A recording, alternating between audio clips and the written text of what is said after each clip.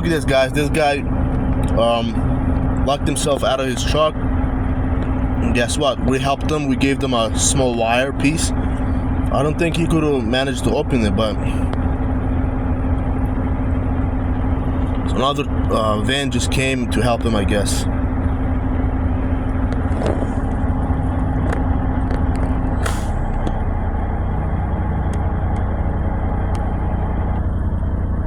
Things like this happen in trucking. When you just forget your keys, you get locked out.